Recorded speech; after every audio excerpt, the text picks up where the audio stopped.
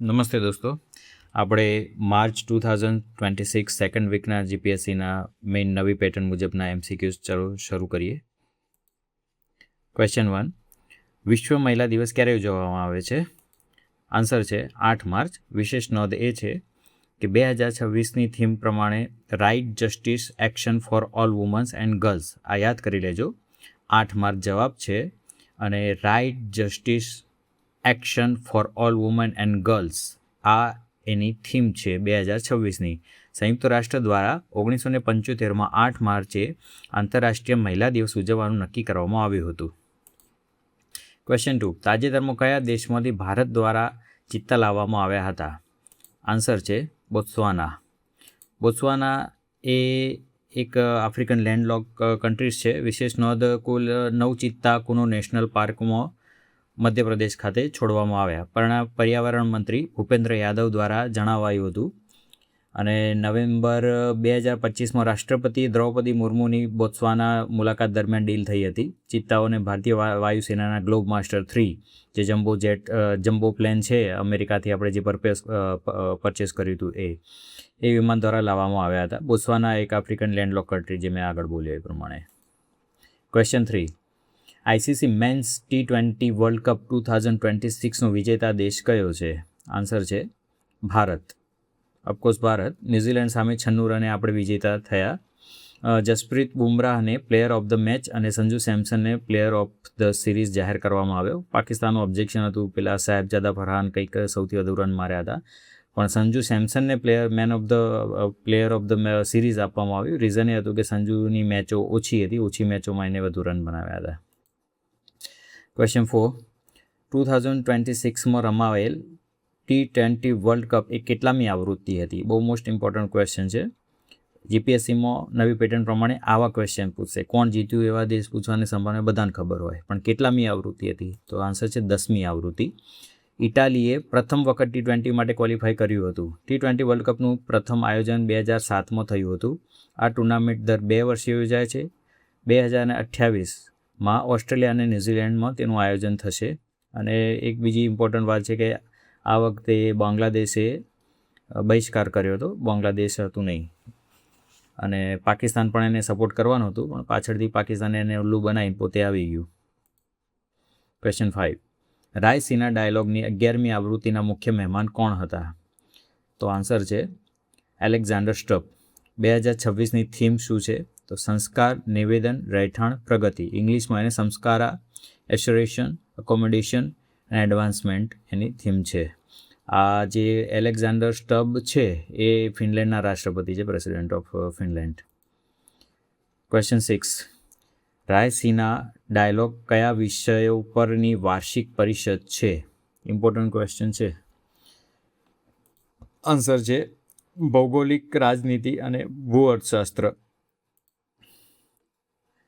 Question 7, ICC international cricket કાઉન્સિલનું વડું મથક ક્યાં આવેલું છે? આન્સર છે દુબઈ. ઇન્ટરનેશનલ ક્રિકેટ કાઉન્સિલ આઈસીસીની સ્થાપના 15 જૂન 1909ના રોજ કરવામાં આવી હતી. તે વખતે ઓસ્ટ્રેલિયા, ઇંગ્લેન્ડ અને દક્ષિણ આફ્રિકા દ્વારા ઇમ્પિરિયલ ક્રિકેટ કોન્ફરન્સ તરીકે સ્થાપના કરવામાં આવી હતી. એકચ્યુઅલી એ વખતે 1909માં બધી જગ્યાએ ઇંગ્લેન્ડનું જ રાજ ચાલતું હતું, બીજા બધા ગુલામ દેશો હતા. ઓસ્ટ્રેલિયા નો ડાઉટ, ઓસ્ટ્રેલિયા પણ ત્યાંના ટ્રાઇબ્સ લોકોના ઉપર કબજો કરીને જ ભૂર્યાઓએ મીન્સ ઇંગ્લેન્ડના વાસીઓએ ઓસ્ટ્રેલિયા વસાયેલું છે. એટલે આફ્ટરઓલ એવું કહી શકાય કે ઇંગ્લેન્ડે જ સ્થાપના કરી હતી, પણ ઓફિશિયલી આપણે એવું કહેવું પડે કે ઓસ્ટ્રેલિયા, ઇંગ્લેન્ડ અને દક્ષિણ આફ્રિકા દ્વારા ઇમ્પિરિયલ ક્રિકેટ કોન્ફરન્સ તરીકે એની સ્થાપના કરવામાં આવી હતી. આઈસીસીનું ધ્યેય વાક્ય ક્રિકેટ ફોર ગુડ. ક્વેશ્ચન 8, બીસીસીઆઈની સ્થાપના કયા વર્ષમાં થઈ હતી? આન્સર છે 1928માં, 1928. બીસીસીઆઈ વિશ્વનું સૌથી ધનિક બોર્ડ છે. મુખ્ય મથક મુંબઈ ક્રિકેટ સેન્ટર. પ્રથમ પ્રમુખ આરી ગ્રાન્ટ ગોવેન. વર્તમાન પ્રમુખ મિથુન મનહાસ. એકચ્યુઅલી 1928માં પણ એ વખતે સ્થાપના હતી, એ બધું ઇંગ્લેન્ડ થ્રુ જ બધું થયું હતું. એ વખતે આપણે ઇંગ્લેન્ડના અંડરમાં ગુલામ હતા. ઓકે, તો નેક્સ્ટ ક્વેશ્ચન 9, ભારતે તાજેતરમાં કયા દેશને 1000 મેટ્રિક ટન રાઈસ મોકલ્યા છે? આન્સર છે મલાવી. માલાવી દેશ આફ્રિકાનો કન્ટ્રી છે. રાજધાની લિનલોંગવે. રાષ્ટ્રપતિ પીટર મુથારિકા. મુદ્દો છે દુષ્કાળ અને ભૂખમરો. દુષ્કાળ બહુ ભયંકર લેવલે છે, ત્યાં લોકો ભૂખમરામાં બાળકો બિચારા એમને ત્યાં મરી જાય છે, ગીધ એમને ખાય છે, એવી ખરાબ પરિસ્થિતિમાં છે. માનવતાના ધોરણે ભારતે 1000 મેટ્રિક ટન તેઓ ચોખા મોકલી આપ્યા છે. ક્વેશ્ચન 10. કેન્દ્રીય ઔદ્યોગિક સુરક્ષા દળ CISFનો સ્થાપના દિન કયો છે? આન્સર છે 10 માર્ચ 1969. CISFનું પૂરું નામ સેન્ટ્રલ ઇન્ડસ્ટ્રીયલ સિક્યુરિટી ફોર્સ. થોડું સમજવું એ છે કે આ ભારતની એક કેન્દ્રીય સશસ્ત્ર પોલીસ ફોર્સ છે, CAPF, અને એના મુખ્ય કામ એરપોર્ટ, મેટ્રો, પાવર પ્લાન્ટ જેવી મહત્વપૂર્ણ ઔદ્યોગિક સંસ્થાઓની સુરક્ષા, VIP સુરક્ષા, ઔદ્યોગિક એકમો મુખ્યત્વે અને ભારત સરકારના અંતર્ગત જે પણ મેટ્રો છે કે એ બધાને આ જે બોડી છે ગવર્મેન્ટની પોલીસની એ સુરક્ષા પૂરી પાડે છે. ગૃહ મંત્રાલય અંતર્ગત આવે છે. ક્વેશ્ચન 11. અર્વાચીન ગુજરાતી સાહિત્યના વિવેચક નવલરામ પંડ્યાનો જન્મ ક્યાં થયો હતો? આન્સર છે સુરત. જન્મ 9 માર્ચ 1836. સુરતમાં અવસાન 1888.